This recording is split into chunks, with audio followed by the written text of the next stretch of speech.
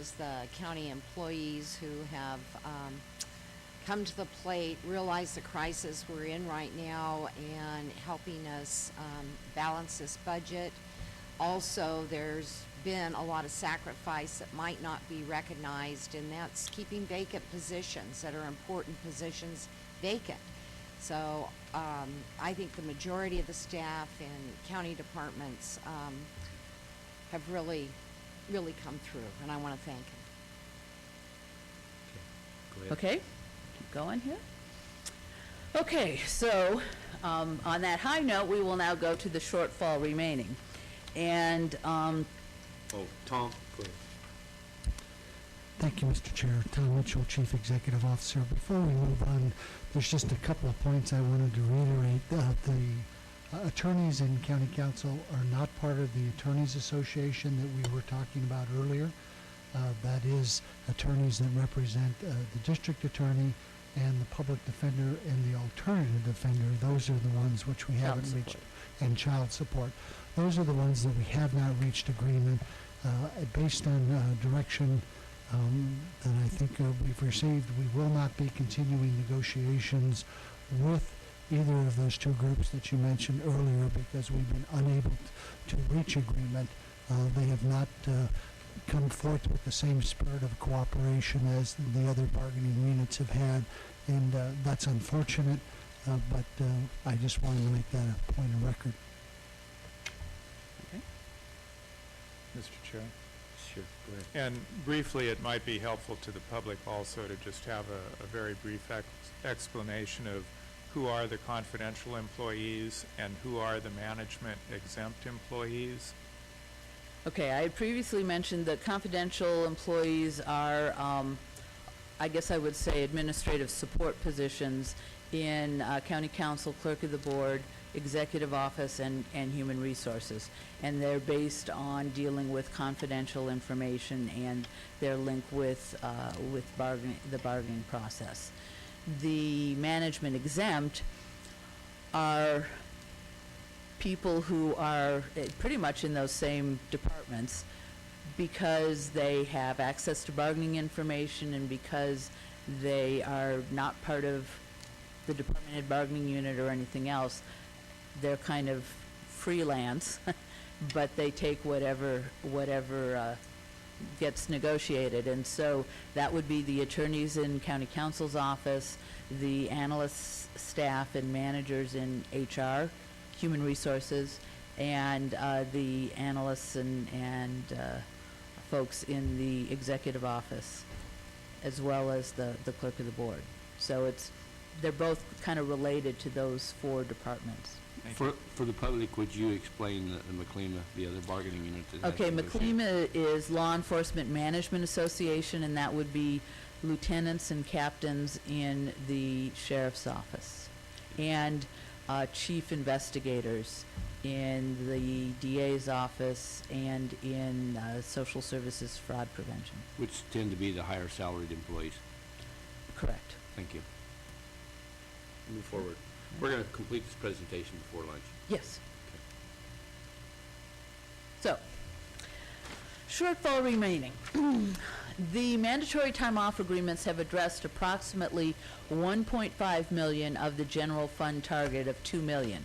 Now, I need to say this 1.5 includes, assuming that we'll reach full agreement with the Deputy Sheriff's Association. 1.5 is pretty substantial, and so the lack of agreement with the two other units that we've mentioned accounts for about $250,000 of this shortfall. And so if we had reached agreement with all of the bargaining units, we would have achieved about $1,750,000. Now, that's not quite the $2 million.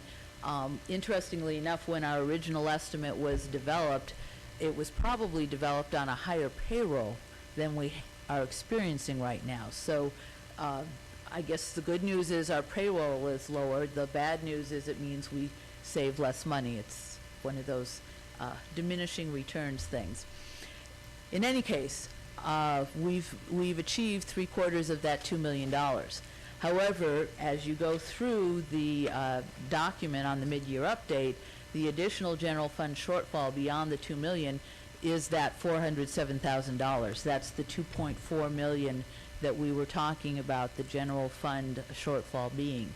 So when you take our shortfall from the 2 million target of 500,000 and you add the 400,000 that were over that 2 million target, then the total remaining shortfall is around 900,000.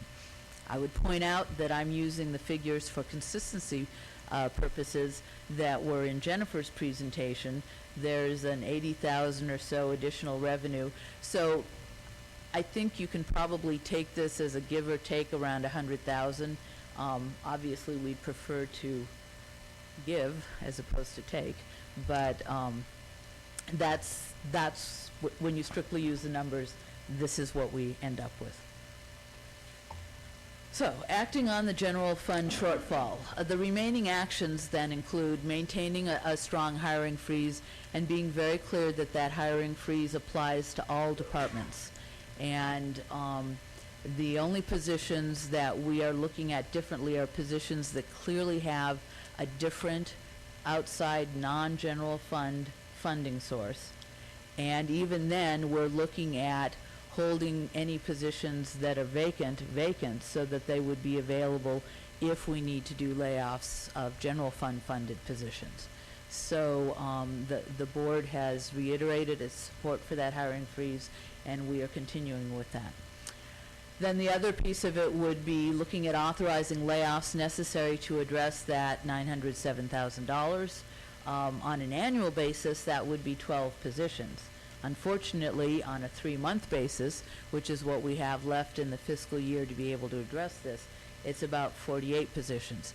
Now, clearly, we need to have more discussion on that, but I'm just translating it straight up so you can see what that looks like. In terms of acting on the HHSA shortfall, the remaining actions include maintaining a strong hiring freeze and authorizing layoffs necessary to address mental health and social services funding issues, and the figure that has been used there is up to 29 for a 3-month period. And when I complete this, Carmel Angelo, the HHSA director, will be able to, address you briefly on how that fits together. They may also be providing some general fund savings towards the general fund target to the extent that cuts in other programs free up kind of on the side some general fund match that would otherwise go there. And there are a few general fund only programs in HHSA as well. So again, there may be some flow back and forth between those two targets. Is that up for a reason or no? Okay. Sorry for the change in the thing. This is a rainbow chart. I like charts and I like rainbows. Anyway, what this chart represents is allocating that shortfall of $900,000 to departments that have 15 or more staff. We've talked about how we might do it. I also have a chart that has all departments, regardless of how many staff. But since I figured I'd only try one chart out on you, this seemed to be the one that would be easier to read.